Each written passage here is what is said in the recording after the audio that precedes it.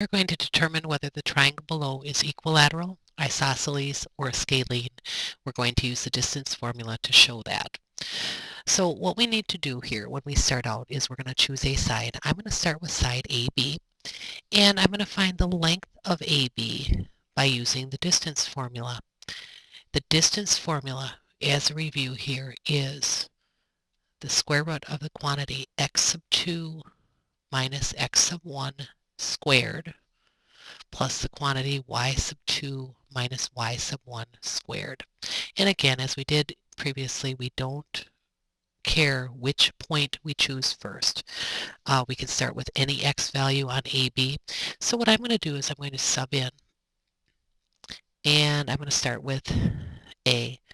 X is negative 3 minus the x value in point B is 1, the quantity squared, plus 1 minus 2, the quantity squared, and those are the y values of point A and point B. And I'm going to solve this. When I solve this, I go to my parentheses first. I get the square root of negative 3 minus 1 is negative 4, the quantity squared, plus 1 minus 2 is negative 1 squared. And I go through and do my math. Negative 4 squared is 16. Negative 1 squared is 1, and I end up with AB being equal to the square root of 17. We're going to do the same thing for AC. With AC, I will substitute in. AC is the square root of, and I'm going to start at any point. I'm going to start at the A point. Negative 3 minus 0, so those were the x values, the quantity squared, plus the y values, 1 minus negative 1, quantity squared. And I do the same thing here. Do my parentheses first. I get the square root of negative 3 squared plus 1 minus a negative 1 is 2 squared.